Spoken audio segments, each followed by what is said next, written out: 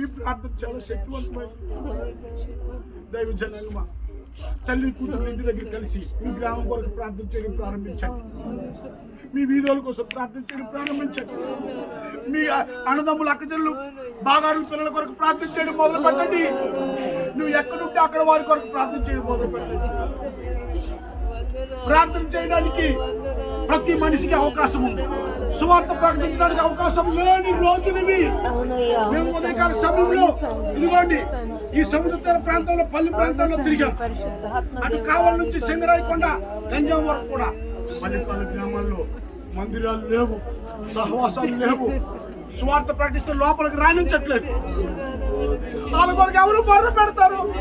వాళ్ళు నశించిపోవడమేనా?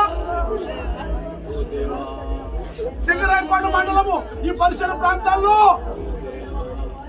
ఈ నియోజకవర్గం ప్రజలకు మీకు బాధ్యత లేదా? ఇందులో ఉన్న మండలాల కొరకు మీకు బాధ్యత లేదా? ఈ జిల్లా కొరకు మీకు బాధ్యత లేదా? ఎవరు మొర్ర పెడతారు? మన తరం ప్రజల కొరకు మనం కాకపోతే. ఈ రాత్రి దేవుడు నీతో మాట్లాడుతూ ఉన్నాడు. నీకు ఇంకా ఆయుష్ ఇచ్చి, ఆరోగ్యం ఇచ్చి, దేవుడు మంచి ఇల్లు ఇచ్చి, కృపిచ్చి, నిన్ను దీవించి, నిన్ను ఆశీర్వదించండి. నీ దగ్గర నుంచి ఒకటే కోరుతూ ఉన్నాడు. ఏంటో తెలుసా? దైవ జనాంగమా,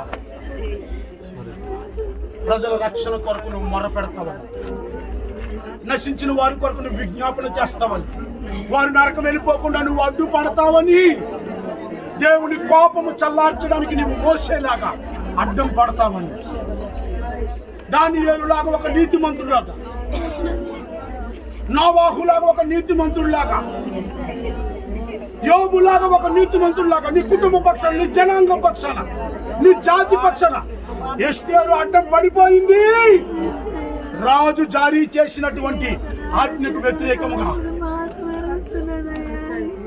ఎస్తేరు ఉపవాసం ఉండి అడ్డం పడిపోయింది. దేవుడు ఎస్తేరు మొర ఆలకించాడు. రాజు మనస్సును మార్చాడు.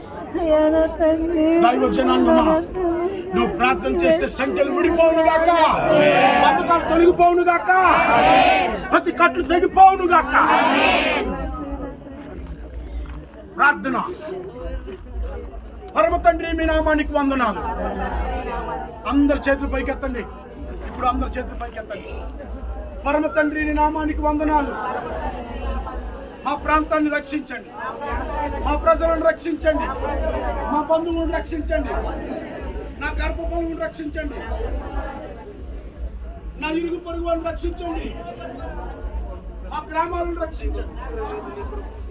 దేవా, ప్రార్థన చేయడం విజ్ఞాపనాత్మతో నింపండి. భారం పుట్టించండి అయ్యా, భారం పుట్టించండి అయ్యా, భారం పుట్టించండి అయ్యా. మా ప్రాంతం నశించిపోవడం మాకు ఇష్టం లేదు. మా తరం ప్రజలు నశించిపోవడం మాకు ఇష్టం లేదు.